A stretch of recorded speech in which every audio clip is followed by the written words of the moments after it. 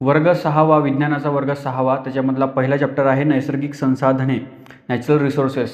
तर कोणकोणती natural resources पाहणार आहोत? हवा, पाणी आणि जमीन हे 3 नॅचरल रिसोर्सेस आहेत, तर त्याचाच आपण अभ्यास करणार आहोत. बघा, पृथ्वीवरील सजीवसृष्टी टिकून राहण्यासाठी व त्यांच्या मूलभूत गरजा पूर्ण करण्यासाठी हवा, पाणी आणि जमीन हे महत्त्वाचे घटक असतात आणि यांनाच आपण नैसर्गिक संसाधने, नॅचरल रिसोर्सेस असं म्हणत असतो. जमीन, पाणी आणि हवा अनुक्रमे यांना शिलावरण, जलावरण आणि वातावरण असं म्हणत असतात. शिलावरण म्हणजे लिथोस्फिअर, जलावरण म्हणजे हायड्रोस्फिअर आणि वातावरण म्हणजे ॲटमॉस्फिअर. ठीक आहे. आणि या तिन्ही घटकांमध्ये जे सजीव राहतात आणि त्यांनी व्यापलेला जो भाग आहे त्यालाच आपण जीवावरण असं म्हणत असतो, बायोस्फिअर असं म्हणत असतो. म्हणजे तिघांना एकत्र करून आणि सजीवांना एकत्र करून जे बनतो त्याला आपण जीवावरण असं म्हणत असतो. ठीक आहे. आपल्या पृथ्वीवरती 71% पाणी आहे आणि 29% जमीन आहे. हे थोडं पाठ करा. पुढं आहे हवा. आता आपण हवेचा अभ्यास करणार आहोत, एअरचा अभ्यास करणार आहोत. वातावरण कशापासून बनलेलं आहे? तर हवेपासून बनलेलं आहे. आणि या हवेमध्ये भरपूर घटक असतात, जसं नायट्रोजन असतो, ऑक्सिजन असतो, कार्बन डायऑक्साईड असतो. त्याचप्रकारे इनर्ट गॅसेस असतात. इनर्ट गॅसेस निष्क्रिय वायू, कुठल्याही प्रकारची ती कुणावरती क्रिया करत नाही, त्याला म्हणून त्यांना निष्क्रिय वायू असं म्हणत असतात. त्यानंतर नायट्रोजन डायऑक्साईड, सल्फर डायऑक्साईड, पाण्याचं बाष्पामध्ये असलेलं जे रूप आहे तर ते, धुळीचे कण, ह्या सगळ्यांनी हवा बनलेली असते आणि या हवेपासूनच ॲटमॉस्फिअर बनलेलं असते आपलं. आता हे जे ॲटमॉस्फिअर आहे हे आपल्या पृथ्वीवरती 5 लेअरमध्ये असते. पहिली जी लेअर आहे पृथ्वीच्या एकदम जवळची, म्हणजे पृथ्वीला लागून असलेली, त्याला आपण तपांबर असं म्हणत असतो, ट्रोपोस्फिअर. त्याच्यावरती स्ट्रॅटोस्फिअर असते, स्थितांबर. त्याच्यानंतर दलांबर म्हणजे मेझोस्फिअर, आयनांबर म्हणजे आयनोस्फिअर आणि बाह्यांबर म्हणजे एक्झोस्फिअर. तर हे जो पहिला जो तपांबर आहे, तपांबरमध्येच 80% हवा असते आणि त्याच्यावरचा जो स्थितांबर आहे, स्ट्रॅटोस्फिअर, त्याच्यामध्ये 19% हवा असते. उरलं किती? तर 1%. उरलेलं जे दलांबर, आयनांबर आणि बाह्यांबर आहे याच्यामध्ये 1% हवा असते. म्हणजे जसजसं आपण वरवर जातो तसतशी ही जी हवा आहे ती आणखी विरळ होत जाते. ठीक आहे. बघा, या हवेमध्ये सर्वात जास्त प्रमाण कशाचं आहे? तर नायट्रोजनचं आहे. 78% नायट्रोजन हवेमध्ये असतो. त्याच्यानंतर ऑक्सिजन हा 21% असतो. ॲर्गॉन जो आहे इनर्ट गॅसमध्ये येतो, हा 0.9% असतो. हे दोघं मिळूनच 99% होते. ठीक आहे. आणि हा त्याच्यामध्ये ॲर्गॉन जर का टाकला तर 99.9 होतात. आणि उरलेला जो आहे तर त्याच्यामध्ये कार्बन डायऑक्साईड हा 0.03% आणि उरलेले सगळे काही जे वायू आहेत तर ते 0.07% आहे. बघा, पृथ्वीवरती पाणी किती होतं? पृथ्वीवरती पाणी किती होतं? तर 71% पाणी होतं आणि 29% जमीन होती.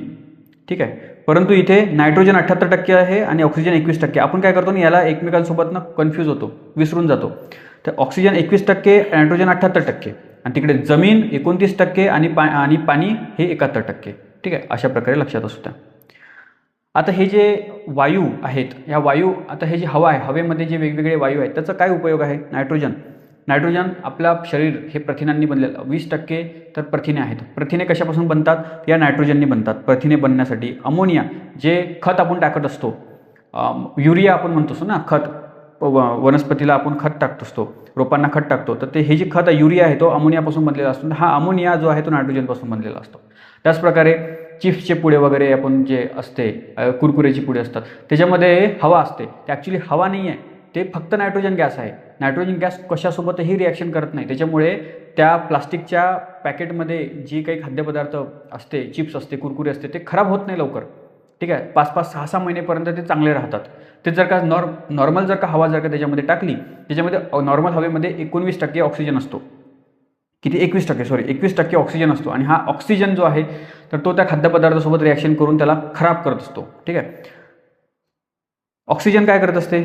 ऑक्सिजन श्वसनासाठी महत्त्वाचा असतो. आपण श्वास घेतो तर त्या ऑक्सिजन महत्त्वाचं असतं. त्याच्यामध्ये ज्वलन, कुठल्याही प्रकारचा वस्तू जर का जळत असेल तर ते बिना ऑक्सिजनने जळत नाही. जळण्यासाठी ऑक्सिजन पाहिजे असतो. कार्बन डायऑक्साईडचं कशासाठी? तर अन्न बनवण्यासाठी. वनस्पती स्वतःच अन्न स्वतः बनवतात तर कार्बन डायऑक्साईडपासून बनवतात. कार्बन डायऑक्साईड आणि पाणी एकत्र करून ग्लुकोज बनवतात. ते अन्न तयार करण्यासाठी. जे फायर एक्स्टिंग्विशर, आग विझवण्यासाठी जे ते असतात ना, ते लाल रंगाचे सिलेंडर असतात, त्याच्यामधून जो पांढरा गॅस बाहेर निघतो, तो पांढरा गॅस कोणता आहे? तर हा कार्बन डायऑक्साईडचा असतो. ठीक आहे. ॲर्गॉन हा विजेच्या बल्बमध्ये असतो. ठीक आहे. हेलियम ही जी गॅस आहे तर ते एअरशिप जे असते ना, विमानांमध्ये वगैरे वापरले जाते.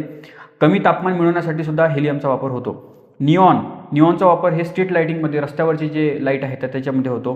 क्रिप्टॉनचा वापर हा फ्लोरोसंटचा अर्थच होतो लाईट पाडला की त्याच्यामधून आणखी प्रकाश निघतो, त्याला फ्लोरोसंट म्हणत असतो. तर फ्लोरोसंट पाईपमध्ये त्याचा वापर होतो. झेनॉनचा वापर हा फ्लॅश फोटो काढताना बघा, फोटो काढताना त्याच्यातून प्रकाश बाहेर निघतो. एका मिली सेकंडसाठी जोरदार प्रकाश बाहेर निघतो. तर तो कशाच्या मदतीने, तर झेनॉनच्या मदतीने त्याचा प्रकाश तयार केला जातो. तर हे जे ॲटमॉस्फिअर आहे आपलं वातावरण, तर वातावरण का बरं उपयोगाचं आहे, तर आपल्याला संरक्षण करते. कोणापासून रक्षण करते, तर पृथ्वीच्या बाहेर वेगवेगळे भरपूर सारे धूमकेतू वगैरे असतात, ते पृथ्वीवरती येतात. ते जर का पृथ्वीवरती धडकले तर आपल्या पृथ्वीवरती भूकंप येईल, सजीवसृष्टी जी आहे ते नष्ट होऊ शकते. तर हे हवा काय करते, हे जे ॲटमॉस्फिअर काय करते, त्याला जेवढ्या स्पीडने तो आपल्या पृथ्वीवरती येत असतो ना, तर ते फ्रिक्शन होऊन, ते हवेच्या कणांसोबत फ्रिक्शन होऊन तो जळतो आणि जळत पूर्ण संपूनच जातो तो.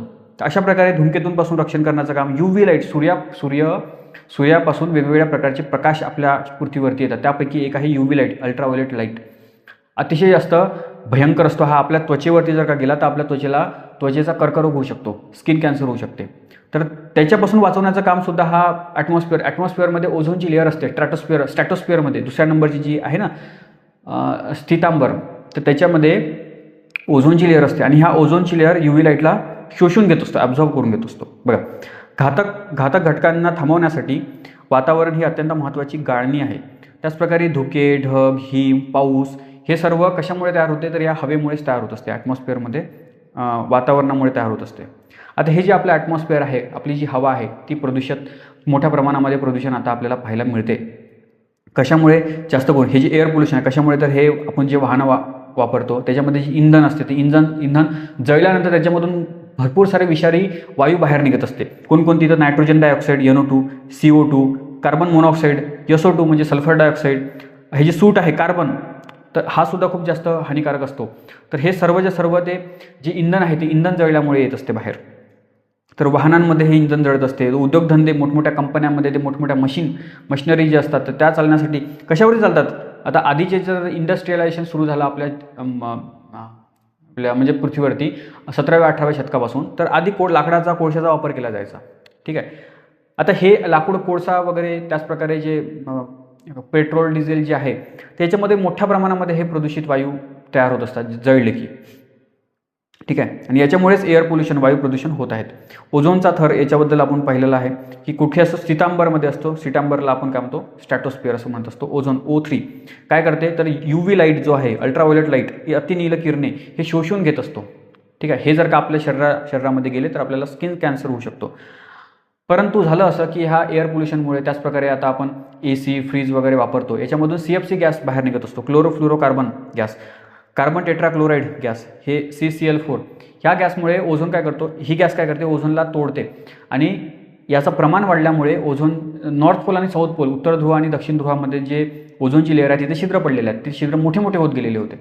जेव्हा आपल्याला माहीत पडलं तेव्हा सगळे देश एकत्र आले की याच्यावरती उपाय करणं गरजेचं आहे. कारण ओझोनची लेअर जर का संपून गेली तर आपण सजीवसृष्टीत जगणार नाही इथे.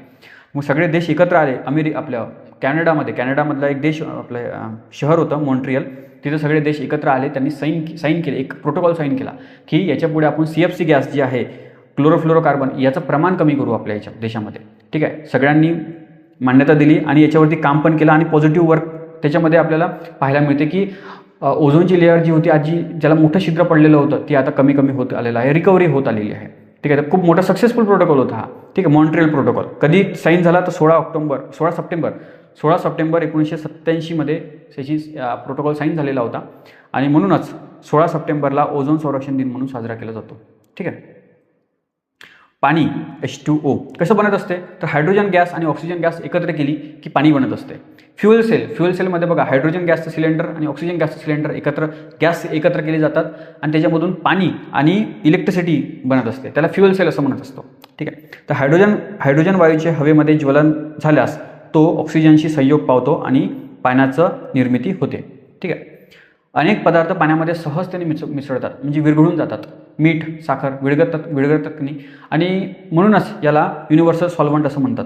अनेक प्रकारचे पदार्थ याच्यामध्ये विरघळू शकतात. याच कारणामुळे त्याला आपण वैश्विक विद्रावक असं म्हणत असतो. आता हे जे पाणी आहे कुठे कुठे किती किती आहे, सर्वात जास्त प्रमाण आपण तर पाहिलं की 31% तर पृथ्वीवरती 31%, 71% तर पाण्यानेच व्यापलेला आहे पृथ्वीचा पृष्ठभाग, आणि उरलेला 29% हे जमिनीने व्यापलेला आहे.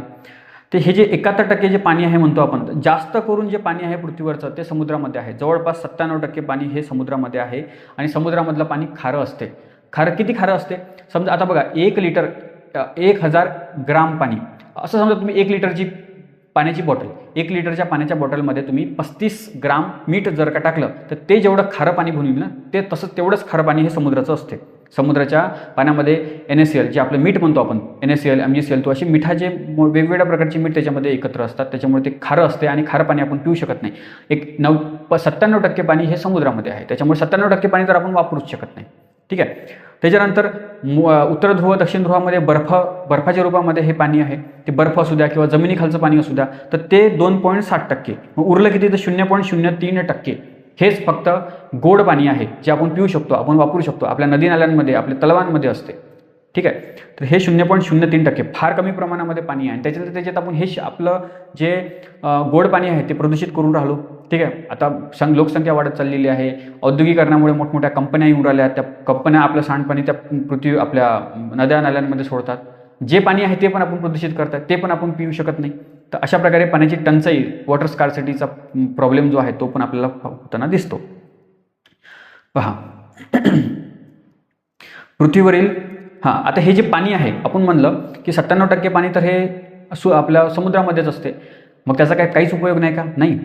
आपल्याला जे गोड पाणी मिळते तर ते इनडायरेक्टली समुद्रापासूनच मिळते. समुद्राच्या पाण्याची वाफ होते, आणि हीच वाफ ढगामध्ये रूपांतरित होते, आणि हेच ढग मग आपल्या जमिनीकडे येते आणि आपल्याला पाऊस देते मोठ्या प्रमाणामध्ये, आणि त्याच्याचमुळे आपल्या नद्या नाल्या भरतात, तलावे भरतात, आणि त्याचंच पाणी आपण वापरतो. ते इनडायरेक्टली मग तेच नदी नाल्याचं पाणी जे आहे तेच समुद्रामध्ये परत जाते. अशा प्रकारे ती सायकल होते, कंप्लीट होते. याला आपण जलचक्र असं म्हणत असतो. ठीक आहे. जलचक्राला बाष्प पुरवण्याचे मोठे काम हे महासागरापासून होत असते. त्याच्यापासूनच पाऊस पडून जमिनीवरती गोड्या पाण्याचे स्रोत निर्माण होत असते. ठीक आहे. त्याच्यामुळे महासागर, ओशन जे असतात ते खूप जास्त महत्त्वाचे असतात. वॉटर स्कार्सिटी, वाढती लोकसंख्या, उद्योग, शेती यांसाठी पाण्याचा अनिर्बंध वापर होत असल्यामुळे आता पाणी कमी पडू लागलेलं आहे, आणि यालाच आपण पाणी टंचाई, वॉटर स्कार्सिटी असं म्हणतो, आणि ही मोठी गंभीर समस्या आता निर्माण झालेली आहे. ठीक आहे. जमीन, आता आपण जमिनीवरती, जमीन काय आहे ते आपण पाहू. जमीन, माती ना, तर माती ही जी आहे ही कशापासून बनलेली असते? माती खूप बारीक बारीक कण असते. तर ॲक्च्युली ते मोठे मोठे दगडांपासून बनलेली असते. ऊन, वारा, पाऊस याच्यामुळे हे जे दगड आहे ते बारीक बारीक होत जातात, एवढे बारीक होतात ते की मग त्याचं रूपांतर मातीमध्ये होते. परंतु ही खूप स्लो प्रोसेस आहे. 1000 वर्ष लागतात 2.5 सेंटीमीटर मातीची थर बनवण्यासाठी. निसर्गाला किती? 1000 वर्ष लागतो. आणि मोठा जर का महापूर जर का आला तर हे जे 2.5 सेंटीमीटरचा जो मातीचा थर आहे एका क्षणामध्ये निघून जाते. ठीक आहे. त्याच्यामुळे मातीचा म्हणजे जपून वापरणं आणि मातीचं संरक्षण करणं खूप जास्त महत्त्वाचं आहे. कोण करते संरक्षण? झाडे लावा भरपूर सारे. झाडं काय करतात? त्यांची जी मुळं असते ते मातीला पकडून ठेवते. झाडांची मुळं मातीला पकडून ठेवते, त्याच्यामुळे मातीचं इरोजन होत नाही, सॉईल इरोजन होत नाही. किती मोठा पूर आला तरी एक तर झाड उकडून जाईल सोबत, मग जास्तच जर का मोठा पूर आला तर मग ते झाडासकट सगळंच घेऊन जाईल. परंतु नॉर्मल याच्यामध्ये मातीचं धूप होणार नाही. त्याच्यामुळे जास्तीत जास्त झाडं, गवतं वगैरे जर का असले मातीच्या वरती, त्याच्यामुळे त्याचं संरक्षण होऊ शकते. बघा याची लेअर बघा आपण काय काय असते. माती सर्वात वरची जी लेअर असते त्याला आपण कुथित मृदा म्हणत असतो. कृतीत मृदा, त्याला आपण ह्युमस, याच्यामध्ये पालापाचोळा असू द्या, मृत प्राण्यांचे जे अवयव वगैरे म्हणजे त्यांचे जे मृत प्राणी असू द्या, छोटे छोटे किडे असू द्या, हे सगळे ह्युमस आहेत. तर याच्यापासून बनलेली जी वरची लेअर आहे त्याला आपण ह्युमस असं म्हणत असतो, कृतीत मृदा असं म्हणत असतो. त्याच्या खालची जी आहे तर ती आहे मृदा, सॉईल. ठीक आहे. त्याच्या खालची अपरिपक्व मृदा, सबसॉईल. त्याच्या खाली पॅरेंट रॉक, आणि त्याच्या खाली बेड रॉक. या बेड रॉकमध्येच तर आपले जे मिनरल्स, खनिजे वगैरे असतात ते आपल्याला सापडतात. बघा, परिपक्व मृदा असलेल्या जमिनीत सर्वात वरचा थर हा वनस्पती आणि प्राण्यांच्या अवशेषांच्या कुजल्याने निर्माण होत असतो. यालाच आपण कुथित मृदा, ह्युमस असं म्हणत असतो. त्याच्या खाली जी जमीन असते ती वाळू, माती आणि बारीक खडे, त्याचप्रकारे कृमी, कीटकांनी युक्त असते. या मातीच्या थराला आपण मृदा, सॉईल असं म्हणत असतो. त्याखालील जमीन जी आहे ती माती आणि वाळू, मूळ खडकाचे तुकड्यांनी बनलेली असते. आता जी खडक आहे त्याचं प्रमाण वाढलेलं आहे, त्याचं आकार पण वाढलेलं आहे, तर त्याला आपण सबसॉईल असं म्हणत असतो. आणि त्याच्याही खाली मग एकदम मूळ खडक असतो. पॅरेंट रॉकच्या खाली बेड रॉक असतो, मूळ खडक. ठीक आहे. आणि मातीमध्ये आढळणारे मुख्य खनिज हे या बेड रॉकमध्येच आपल्याला सापडतात. आता ही जी मृदा तयार होण्याची प्रक्रिया सॉईल फॉर्मेशन खूप स्लो प्रोसेस आहे. तुम्हाला सांगितलं की परिपक्व मृदेचा 2.5 सेंटीमीटरचा थर तयार होण्यासाठी सुमारे 1000 वर्षे लागतं. ठीक आहे. त्याच्यामुळे मृदेचा वापर खूप जपून केलेला पाहिजे. नैसर्गिक प्रक्रियेतून मृदा फॉर्मेशन होत असते, सॉईल फॉर्मेशन होत असते. मूळ खडकाळच्या अपक्षयामुळे इरोजनमुळे मृदेसाठी अजैविक अबायोटिक घटकांचा पुरवठा होतो. ऊन वारा पाऊस यांमुळे निर्माण होणाऱ्या उष्णता थंडी आणि पाण्यामुळे मूळ खडकाचे तुकडे होतात आणि त्यांच्यापासूनच खडे वाळू माती तयार होत असते. आणि या प्रोसेसला खूप स्लो प्रोसेस असल्यामुळे खूप वर्षे लागतात, 1000 वर्षे लागतात. पूर परिस्थिती, वादळे वारे आणि मानवाच्या खनन कामामुळे यांसारख्या कृतींमुळे आपली जी मृदा आहे हे अल्पावधीतच नष्ट होऊन राहिलेली आहे. ठीक आहे. त्याला आपण सॉईल इरोजन म्हणणार किंवा सॉईल डिग्रेडेशन म्हणणार. गवत झाडे झुडपे हे जर का जमिनीवरती वाढली की मग ह्याची जी जमिनीची जी धूप आहे तर ती कमी होऊ शकते. कारण ही झाडांची जी मुळं आहेत ते आपल्या सॉईलला मातीला पकडून ठेवत असते. त्यामुळे ह्युमस कुथित मृदा जमिनीला पोषक घटक न्यूट्रिएंट्स पुरवण्याचं काम करत असते. त्याचप्रकारे हवा खेळती ठेवते आणि पाणी मातीमध्ये जे पाणी आहे ते धरून ठेवते. तर याच्यामुळे ती मातीची सुपीकता वाढत असते ती ह्युमसमुळे. त्याच्यामुळे ह्युमस खूप महत्त्वाचं आहे. जीवाश्म इंधने काय असतात? भरपूर हजारो लाखो वर्षाआधी मोठमोठी जंगलं होती. तर जमिनीचे पृष्ठभागाची उलथापुलत झाल्यामुळे वरचे जे जंगले आहेत ते खाली जमिनीखाली गाडले गेले आणि प्रेशर आणि टेम्परेचरमुळे त्या झाडांचं रूपांतर कोळशामध्ये झालं आणि हाच कोळसा आपण आज वापरतो. त्याचप्रकारे समुद्रामध्ये पृथ्वीवरती पण आणि समुद्रावरती पण समुद्रामध्ये पण मोठमोठे भरपूर सारे मासे आहेत, प्राणी आहेत. हे प्राणी जेव्हा जमिनीखाली गाडल्या जातात त्याचं रूपांतर क्रूड ऑइलमध्ये कच्च्या तेलामध्ये होत असते. खनिज तेल आपण ह्या दोघांनाही आपण जीवाश्म इंधन असं म्हणत असतो. याच्यापासूनच मग त्या खनिज तेलापासून पेट्रोल, डिझेल, रॉकेल हे सगळे मिळत असतात. ठीक आहे. बघा इंडियन मेट्रोलॉजी, ही इंडियन मेट्रोलॉजी भारतीय हवामानशास्त्र ही जी डिपार्टमेंट आहे, ही जी संस्था आहे 1875 मध्ये 150 वर्ष आधी इंग्रजांच्या काळामध्ये सुरू झालेली होती. काय करते ही? तर हवामान अंदाज दर्शवते. म्हणजे कुठे पाऊस पडणार आहे, कुठे उष्णतेची लाट येणार आहे, तर अशा प्रकारचं एक प्रकारे प्रिडिक्शन करण्याचं काम हे करत असते. सायंटिफिक प्रिडिक्शन असते. त्याचप्रकारे जे डिस्कवरी म्हणजे थोडे प्रयोग वगैरे करतात हे. ठीक आहे. अशा प्रकारे एक्सपेरिमेंट वगैरे करून हे काम करत असते. तर अशा प्रकारे हा टॉपिक आहे. हा जो चॅप्टर आहे हे एवढाच होता. जास्त काही याच्यामध्ये खूप टेक्निकल गोष्टी काही नव्हत्या. ठीक आहे. संपला इथे. धन्यवाद.